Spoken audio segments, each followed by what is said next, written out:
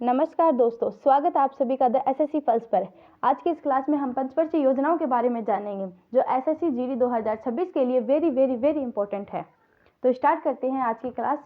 तो आज की क्लास का टॉपिक क्या है? पंचवर्षीय योजनाएं। तो हमें क्यों बनानी पड़ी योजनाएं?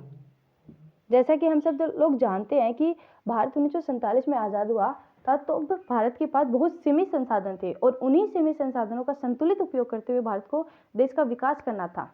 तो इसके लिए हमने एक योजना आयोग का गठन किया। कब किया था योजना आयोग का गठन? 15 मार्च 1950 को किया था। किसकी सिफारिश पर? केसी नियोगी की सिफारिश पर किया गया था और इसका मुख्यालय कहाँ है? योजना आयोग का दिल्ली में है। इसका कार्य है देश के संसाधनों का संतुलित उपयोग व विकास के लिए योजनाएं बनाना, यानी देश के जो संसाधन है उसका संतुलित उपयोग करना और देश का साथ में देश का विकास भी होता रहे। और इसकी अब देखते हैं योजना आयोग की संरचना क्या थी। तो इसमें एक पदेन अध्यक्ष होता था, कौन? प्रधानमंत्री। तो इस तरह से प्रथम जो अध्यक्ष था वो कौन था? जवाहरलाल नेहरू। और अंतिम अध्यक्ष नरेंद्र मोदी। फर्स्ट उपाध्यक्ष कौन थे? गुलजारी लाल नंदा। और अंतिम उपाध्यक्ष थे माउंटेन सिंह आहलूवालिया। तो जो योजना आयोग था उसमें केंद्र की भागीदारी ज़्यादा थी, राज्यों की भागीदारी नहीं थी। तो इसके लिए कि राज्यों की भागीदारी हो या सहकारी संघवाद की जो परिकल्पना है वो भी लागू हो, इसके लिए 2015 में 1 जनवरी 2015 में नरेंद्र मोदी के द्वारा नीति आयोग स्थापना की गई। नीति आयोग की कहाँ पे की गई थी? दिल्ली में। इसमें केंद्र प्लस राज्यों दोनों की हिस्सेदारी है। सहकारी संघवाद की परिकल्पना पर आधारित है। ठीक है। नीति आयोग एक सलाहकारी निकाय है तथा गैर संवैधानिक निकाय भी है, यानी इसकी जो वर्णन है, नीति आयोग का वर्णन है, वो संविधान में नहीं है। ये गैर संवैधानिक निकाय है। इसको एक जो नीति आयोग है इसको एक कानून के माध्यम से लागू किया गया है तथा सरकार की थिंक टैंक के रूप में कार्य करता है। अब देखते हैं कि नीति आयोग की फुल फॉर्म क्या है? National institution for transforming India. ठीक है, ये फुल फॉर्म याद कर लेना। नीति आयोग की फुल फॉर्म स्थापना कब हुई थी, संवैधानिक निकाय है कि नहीं है, ये सारी चीज़ें क्वेश्चन एग्जाम में बार बार पूछी जाती हैं। तो अब देखते हैं इसकी संरचना देखते हैं। तो इसमें एक प्रधान अध्यक्ष होता है जो कौन होता है? प्रधानमंत्री होता है। तो वर्तमान में कौन है? नरेंद्र मोदी। फर्स्ट उपाध्यक्ष कौन थे? अरविंद पनगड़िया।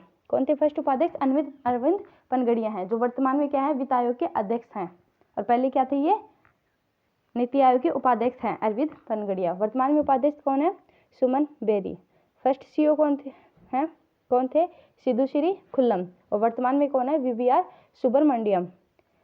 ठीक है। और इसमें साथ में कौन है? राज्यों के सीएम तथा केंद्र शासित प्रदेश के प्रशासक, यानी उपराज्यपाल या फिर जो भी वहाँ का जो संभाल रहा है, जो प्रशासक है, वो भी इसमें संरचना में इसमें शामिल, इसके सदस्य होते हैं नीति आयोग के, यानी राज्यों के सीएम प्लस यूटी के प्रशासक। एक है राष्ट्रीय विकास परिषद। इसकी स्थापना कब हुई थी? 1952 में हुई थी और इसका प्रधान अध्यक्ष भी प्रधानमंत्री होता है और राज्यों के सीएम प्लस यूटी के प्रशासक भी इसमें सदस्य होते हैं राष्ट्रीय विकास परिषद में। ठीक है। अब देखते हैं जो अब तक की जो पंचवर्षीय योजनाएं थी, कितनी थी पंचवर्षीय योजनाएं? 12 थी। तो उन 12 पंचवर्षीय योजनाओं के बारे में 1 बाय 1 डिस्कशन करते हैं। तो देखते हैं पहली पंचवर्षीय योजना कब लागू हुई थी। पहली पंचवर्षीय योजनाएं 1951 से 1956 तक। और मॉडल क्या था? हेरोल्ड डोमर मॉडल था। ठीक है। और इसका ड्राफ्ट किसने तैयार किया था? के.एन. राज ने तैयार किया था। और ये किस उद्देश्य से संबंधित थी? कृषि व सिंचाई। यानी जब 1950 के आसपास जब था तो देश की जो कृषि की जो हालत थी, जो उत्पादन था, खाद्य जो उत्पादन था, वो बहुत सीमित था। तो उसको उत्पादन को बढ़ाने के लिए सिंचाई परियोजना शुरू करनी थी। तो इसके लिए क्या लाई गई थी? प्रथम पंचवर्षीय योजना लाई गई थी। ठीक है। इसका लक्ष्य रखा गया था 2.54%, लेकिन हमें प्राप्त हुआ था 3.6% प्राप्त हुआ, यानी एक बहुत ज़्यादा सफल योजना रही थी। इसमें देखते हैं कौन कौन सी सिंचाई परियोजनाएं की गई थी। तो इसमें बांधों का निर्माण किया गया था।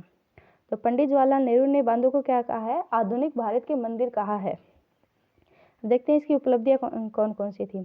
तो इसमें कौन कौन सी बांधों का निर्माण किया गया था? बाखड़ा नागल परियोजना, ये किस नदी पर है? सतलज नदी पर। दूसरी दामोदर परियोजना, दामोदर नदी। तीसरी व्यास परियोजना, व्यास नदी। थर्ड है हीराकुंड परियोजना, महानदी नदी पर। तब प्रथम पंचवर्षीय योजना में ही 5 आईआईटी की स्थापना भी की गई थी।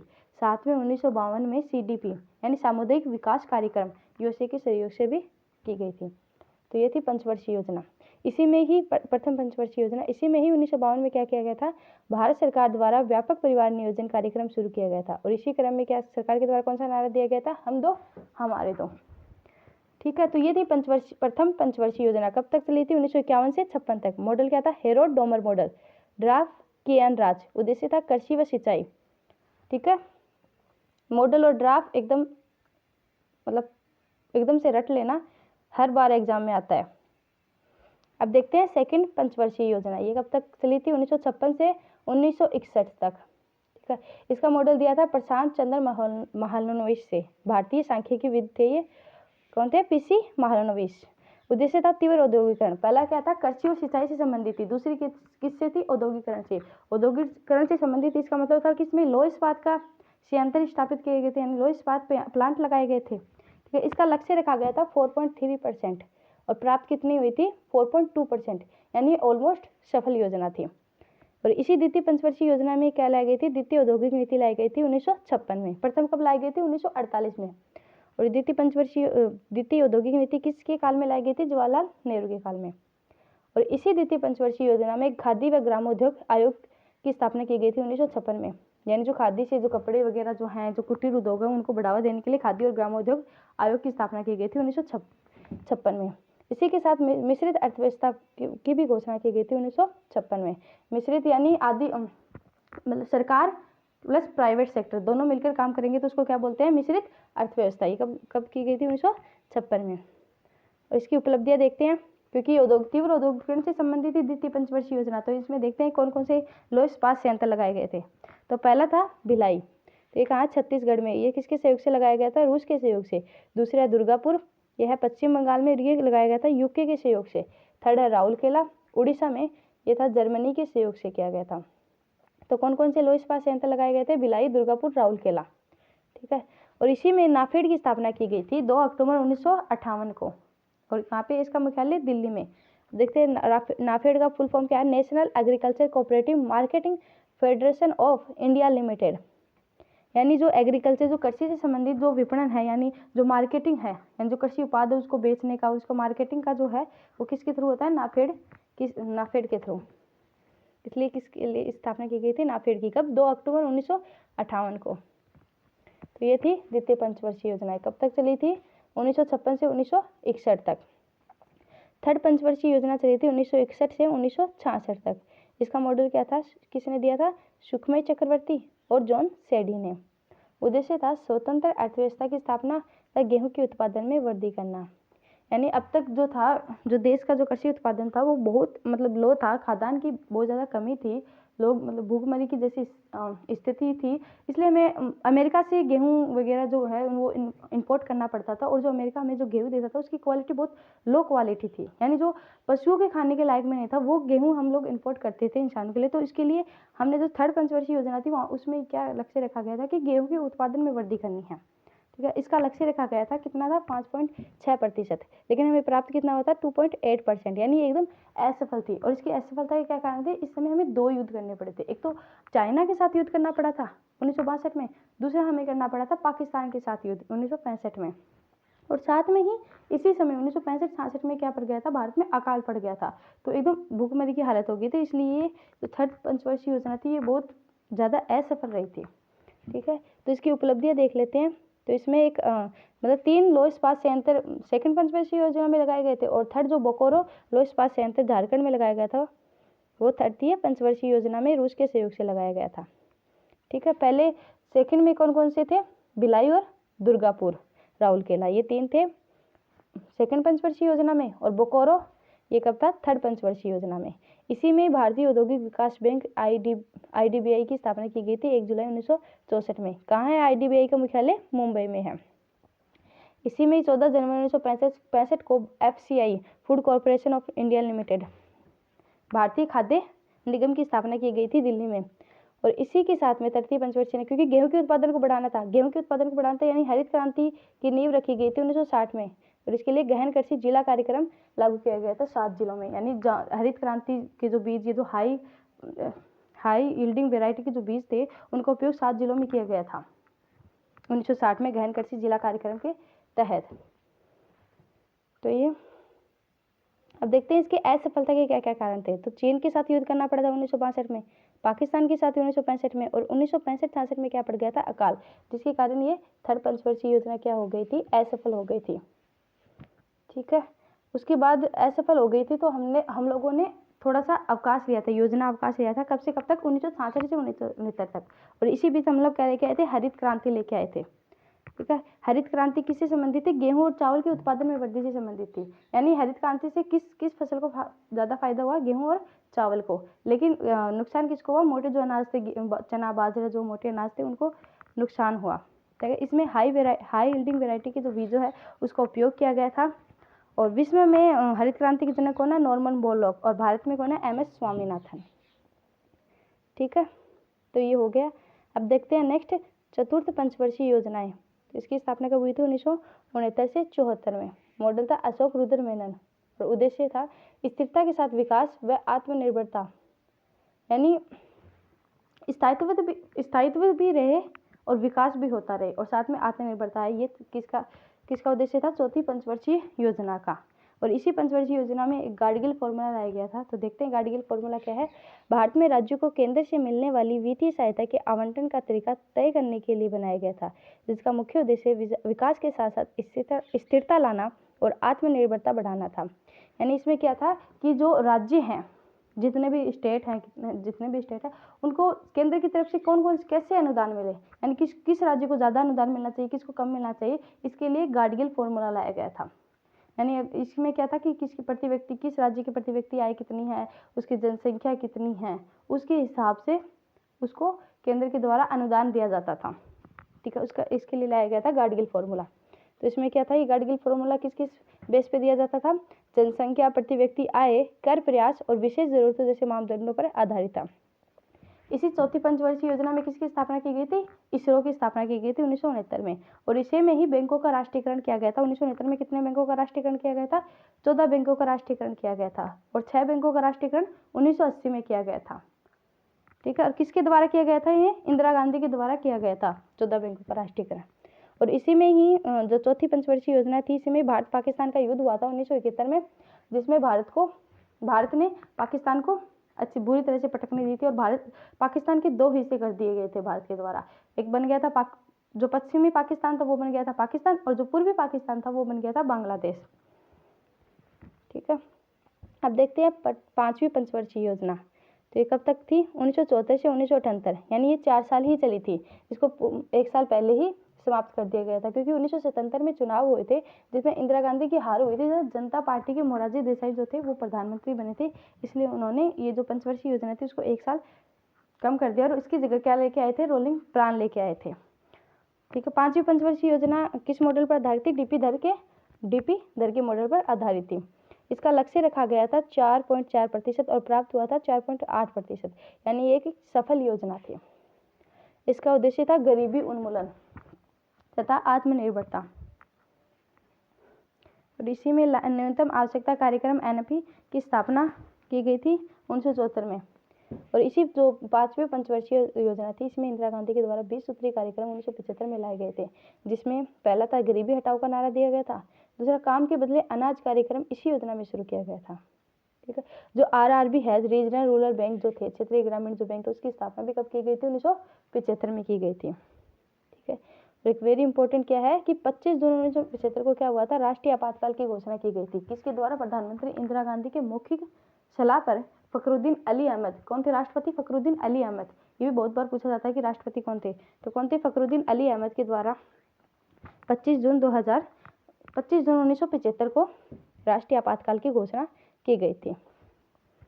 तो अब देखते हैं, उसके बाद 1 साल पहले 1978 में ही 5वीं पंचवर्षीय योजना को समाप्त कर दिया गया था और उसकी जगह क्या लाया गया था? रोलिंग प्लान, अनवरत योजना लाई गई थी 1 साल की, 1978 से 1980 के बीच में। तो प्रधानमंत्री कौन थे? मोरारजी देसाई। और ये जो रोलिंग प्लान था, इसका मॉडल किसने दिया था? गुनार मिडल ने। इसकी बुक क्या थी? गुनार मिडल की बुक का क्या नाम था? The Asian drama.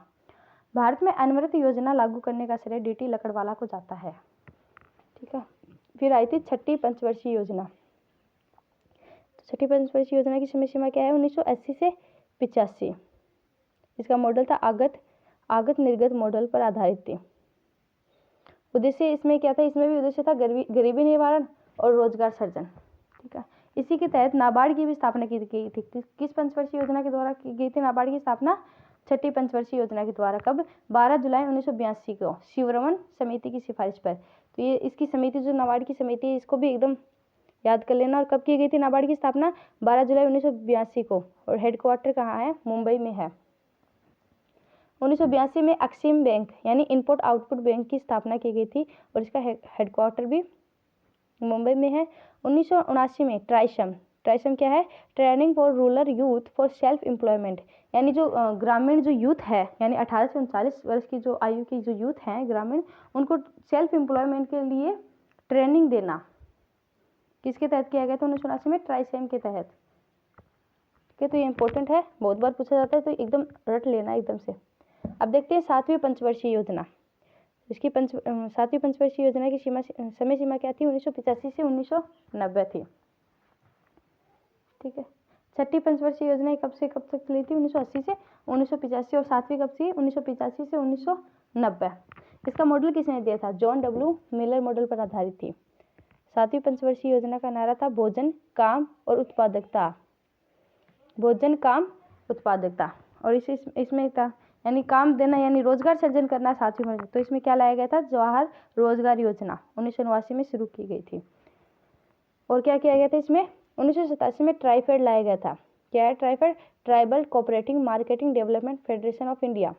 और इसी में ही 7वीं पंचवर्षीय योजना में इंदिरा गांधी आवास योजना की शुरुआत की गई थी 1985 में।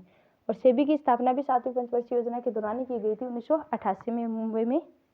कहाँ है सेबी का मुख्यालय? मुंबई में। अब देखते हैं फिर उसके बाद मतलब जो भारत है उसकी जो हालत है, जो आर्थिक हालत है वो बहुत ज़्यादा दयनीय हो गई थी। यानी 15 दिन का ही भारत के पास जो बाहर से जो सामान खरीदने का था वो मतलब 15 दिन का ही उनके पास पैसा था। तो इसके लिए क्या लाया गया था? फिर सेकंड अवकाश योजना लाई गई थी 1990 से 92 में। किस प्रधानमंत्री के काल में? नरसिम्हा राव। और वित्त मंत्री कौन थे? मनमोहन सिंह। और इसी विकास वार्षिक योजना के दौरान क्या लाया गया था? LPG reform. एलपीजी क्या था? उदारीकरण, निजीकरण, वैश्वीकरण यानी लिबराइजेशन, प्राइवेटाइजेशन और ग्लोबलाइजेशन लाया गया था। तो इसी में मुद्रा का अवमूल्यन किया गया था 1991 में। मुद्रा का अवमूल्यन क्या होता है? मतलब मुद्रा की वैल्यू कम कर देना। यानी अगर पहले $1 1 रुपये के बराबर था तो अब क्या है कि $1 80 रुपये के बराबर है, यानी रुपये की वैल्यू कम हो गई है। तो यही किया गया था, मुद्रा का अवमूल्यन किया गया था 1991 में। मुद्रा की वैल्यू कम, भारत की जो रुपये है उसकी वैल्यू कम की गई। तब नई आर्थिक नीति 1991 में लाई गई। उसमें क्या लाया गया था? एलपीजी रिफॉर्म लाया गया था। किसके द्वारा? किसके वित्त मंत्री कौन थे? मनमोहन सिंह थे। फिर आई थी 8वीं पंचवर्षीय योजना 1992 से 97। इसका उद्देश्य था मानव संसाधन का विकास, औद्योगिक क्षेत्र का आधुनिकीकरण, तकनीकी विकास। और मॉडल था जॉन डब्ल्यू मिलर मॉडल। यही 7वीं पंचवर्षीय योजना का मॉडल था, जॉन डब्ल्यू मिलर मॉडल, और यही 8वीं का था। और इसमें 8वीं पंचवर्षीय योजना में क्या शुरू किया गया था? मध्याह्न भोजन कार्यक्रम यानी मिड डे मील का जो है वो 1995 में 8वीं पंचवर्षीय योजना के दौरान लागू किया गया था। पीएम रोजगार योजना 1993 में शुरू की गई थी। WTO विश्व व्यापार संगठन, वर्ल्ड ट्रेड ऑर्गेनाइजेशन की स्थापना कब हुई थी? 1995 में। भारत इसका सह संस्थापक सदस्य, यानी जब से इसकी स्थापना हुई तब से भारत इसका सदस्य है। राष्ट्रीय महिला कोष की स्थापना हुई थी 1993 में 8वीं पंचवर्षीय योजना के दौरान। अब देखते हैं 9वीं पंचवर्षीय योजना कब से स्टार्ट हुई थी? 1997 से 2002। 8वीं कब हुई थी? 1992 से 1997। और 9वीं थी 1997 से 2002। इसका उद्देश्य था सामाजिक न्याय एवं समता के साथ विकास, यानी समाज में जो भी हैं सभी जो वर्ग है वो सभी समान हैं, तो सबके साथ समता के साथ यानी इक्विटी के साथ डेवलपमेंट किया जाएगा, यानी सबका विकास सबका साथ। इसी में ही जो 9वीं पंचवर्षीय योजना थी उसी समय हुआ था कारगिल युद्ध 1991 में, जिसमें हमने ऑपरेशन विजय के द्वारा पाकिस्तान को बुरी तरह से हराया था। और 9वीं पंचवर्षीय योजना के द्वारा ही किसान क्रेडिट कार्ड KCC की स्थापना की गई थी 1998 में, यानी किसान लोन ले सकते थे इसके द्वारा, किसान क्रेडिट कार्ड के द्वारा। 2000 में हमने सर्व शिक्षा अभियान शुरू किया था। 1991 से 2000 में स्वर्ण जयंती ग्राम स्वरोजगार योजना की शुरुआत की थी। 1991 में जवाहर ग्राम समृद्धि योजना, 2000 में अन्नपूर्णा योजना और 2000 में PM ग्रामोदय योजना। तो ये सभी जो योजनाएं हैं वो एकदम से टिप्स पे होनी चाहिए आप लोगों के एकदम। फिर आई थी 10वीं पंचवर्षीय योजना, कब आई थी? 2002 से 2007। इसका उद्देश्य था स्वरोजगार व संसाधनों का विकास। और इसमें क्या था कि 8% GDP वृद्धि थी, यानी प्रतिवर्ष 8% से GDP की ग्रोथ होती रहे। और इसके और उद्देश्य क्या था, 10 वर्षों में प्रति व्यक्ति जो आय है उसको दुगुना करना, 2012 तक गरीबी को 15% कम करना, जेंडर जो गैप है उसको कम करना। और इसी 10वीं पंचवर्षीय योजना के तहत नरेगा एक्ट लाया गया था 2005 में। कहाँ लागू किया गया था, आंध्र प्रदेश के अनंतपुरम में 2 फरवरी 2006 को। क्या है नरेगा का full form, national rural employment guarantee act है, यानी इसमें 100 दिन की रोजगार गारंटी दी जाती है, ठीक है। और इसी नरेगा एक्ट को 2 अक्टूबर 2009 को नाम बदल कर क्या कर दिया गया था, मनरेगा, ठीक है, यानी महात्मा गांधी जोड़ दिया गया था 2 अक्टूबर 2009 से। तो अब नेक्स्ट देखते हैं 11वीं पंचवर्षीय योजना कब स्टार्ट की गई थी, 2007 से 2012। इसका उद्देश्य था तीव्र एवं अधिक समावेशी विकास, ठीक है। इसके प्रमुख बिंदु थे उच्च शिक्षा में नामांकन में वृद्धि, लैंगिक असमानता को कम करना, स्वच्छ जल उपलब्ध करवाना, शिक्षित बेरोजगारी में 5% की कमी करना। ये किसका उद्देश्य था, 11वीं पंचवर्षीय योजना का। अब लास्ट है 12वीं पंचवर्षीय योजना, कब शुरू की गई थी, 2012 से 2017। इसका उद्देश्य था तीव्र अधिक समावेशी धारणीय विकास। तो धारणीय विकास क्या होता है कि भविष्य की पीढ़ी को ध्यान में रखते हुए वर्तमान पीढ़ी का जो है वर्तमान जो के संसाधनों का इष्टतम उपयोग करना ही क्या है, धारणीय विकास, ठीक है। इसकी विकास दर रखी गई थी 9%, लेकिन बाद में कितनी कर दी, 8%। इसका लक्ष्य था योजना के अंत तक 10% गरीबी कम करना, गांवों को बिजली या सड़क से जोड़ना। और इसी 12वीं पंचवर्षीय योजना के द्वारा 2013 में डायरेक्ट बेनिफिट ट्रांसफर, प्रत्यक्ष लाभ, यानी जो जिसको लाभ मिल रहा है उसको डायरेक्ट उसके खाते में ये चला जाए, यानी डीबीटी योजना कब लाई गई थी, किस पंचवर्षीय योजना के द्वारा लाई गई थी, दौरान 12वीं पंचवर्षीय योजना के दौरान 2013 में लाई गई थी, ठीक है। तो इसी के साथ ये 12 पंचवर्षीय योजनाएं कंप्लीट हुई। अब देखते हैं कुछ क्वेश्चन पंचवर्षीय योजना पर।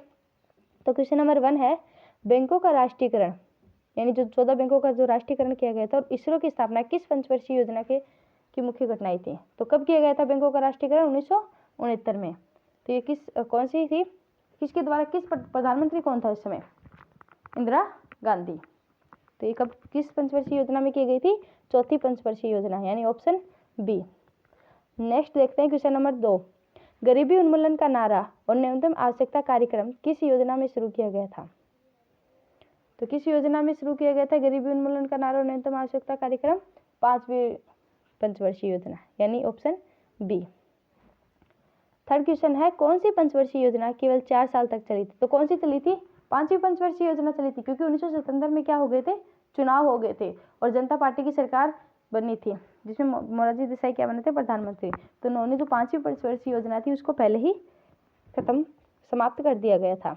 तो कौन सा आएगा इसमें, ऑप्शन डी। थर्ड क्वेश्चन है कि 12 जुलाई 1982 को नाबार्ड की स्थापना किस योजना काल के दौरान शुरू की गई थी। तो किस योजना के द्वारा की गई थी नाबार्ड की स्थापना, छठी पंचवर्षीय योजना के दौरान 1982 में। कब तक चली थी छठी पंचवर्षीय योजना, 1980 से 1985 तक चली थी, ठीक है। अब देखते हैं क्वेश्चन नंबर 5, भोजन काम उत्पादकता का नारा किस योजना में दिया गया था। तो किस योजना में दिया गया था, 7वीं पंचवर्षीय योजना में दिया गया था। और इसी में जवाहर रोजगार योजना भी शुरू की गई थी 7वीं पंचवर्षीय योजना में। छठा क्वेश्चन है, प्रधानमंत्री रोजगार योजना और मिड डे मील योजना की शुरुआत किस योजना में हुई थी। तो किस योजना में हुई थी, ये 8वीं योजना में हुई थी। 8वीं पंचवर्षीय योजना कब से कब तक चली थी, 1992 से 1997 तक चली थी। और इसमें मिड डे मील और प्रधानमंत्री रोजगार योजना शुरू की गई थी।